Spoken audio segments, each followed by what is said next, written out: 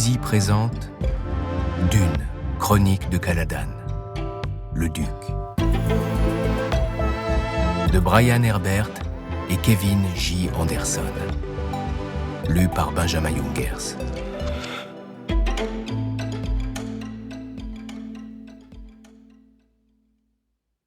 Ce livre, comme tous ceux qui l'ont précédé, doit énormément à nos brillantes épouses, Jan Herbert et Rebecca Moista. Qu'elles en soient ici infiniment remerciées. Nous aimerions aussi dédicacer ce roman à deux êtres chers partis trop jeunes, beaucoup trop tôt, Bruce Herbert et Jonathan Cowan. Souvent, moins l'homme a accompli, plus il se glorifie. Chaume. Analyse de l'histoire officielle impériale. Il se trouvait loin de chez lui et n'avait aucune envie d'être ici. Mais quand l'empereur Padisha conviait tous les membres du Landsraad, Leto Atréide se devait de répondre à l'appel.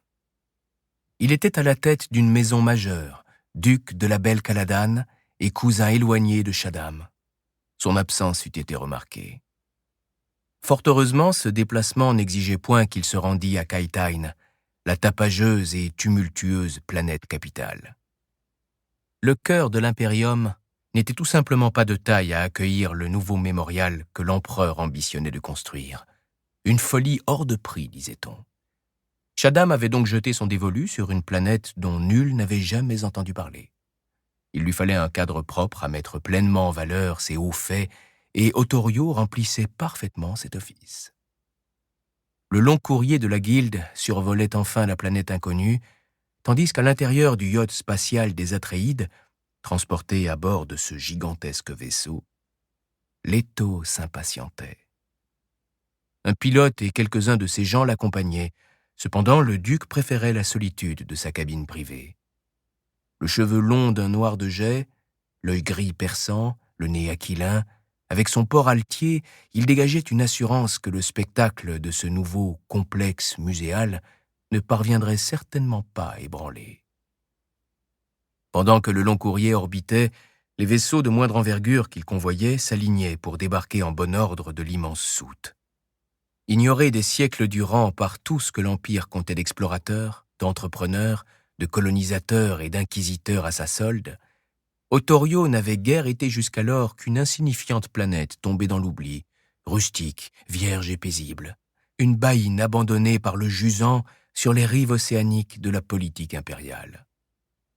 Désormais, la planète abritait à présent un immense complexe architectural flambant neuf, célébrant la maison Corrino et ses 10 millénaires de règne. Ottorio, n'ayant guère d'autres sites de quelque intérêt à offrir, ou si peu, ce musée à la gloire de Shaddam n'en serait que plus remarquable et d'autant plus remarqué. Le point de mire de cette terre tout entière. Leto savait comment l'empereur raisonnait. Nombreux seraient les nobles qui s'efforceraient d'attirer l'attention de l'empereur, comptant par là accroître leur richesse, leur influence ou évincer leurs rivaux. Leto ne nourrissait aucune intention de cette sorte. Il possédait son propre fief, et non des moindres, jouissait d'une stabilité gouvernementale appréciable et avait déjà attiré l'attention de Shaddam IV, pour le meilleur et pour le pire, en de précédentes occasions. Le duc Leto n'avait rien à prouver. Il ne manquerait pas pour autant à son devoir et ferait acte de présence. Tant de nobles avaient fait le pèlerinage sur Ottorio pour s'attirer les bonnes grâces de l'empereur qu'il faudrait des heures pour débarquer un à un tous ces vaisseaux.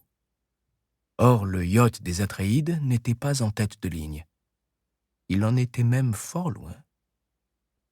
Depuis leur départ de Caladan, le duc s'était efforcé de tromper son ennui en se retirant dans sa cabine privée pour travailler, étudiant les comptes de la production de l'Empire, l'inventaire des navires en perdition lors d'un récent typhon, ainsi qu'un rapide et élogieux rapport sur l'éducation physique et intellectuelle de son fils, Paul.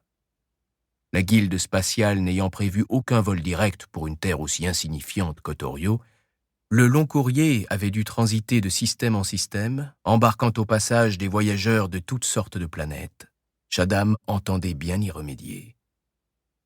En attendant, Leto activa l'écran panoramique pour examiner la planète qu'il survolait. Sous une atmosphère balayée de voiles nuageux, apparaissaient océans et masses continentales vertes et marron. Le monumental complexe architectural de Shaddam avait dû complètement bouleverser cette terre si paisible. Les équipes de construction avaient littéralement envahi Otorio, métamorphosant l'unique site habité par la population locale en une véritable cité-musée.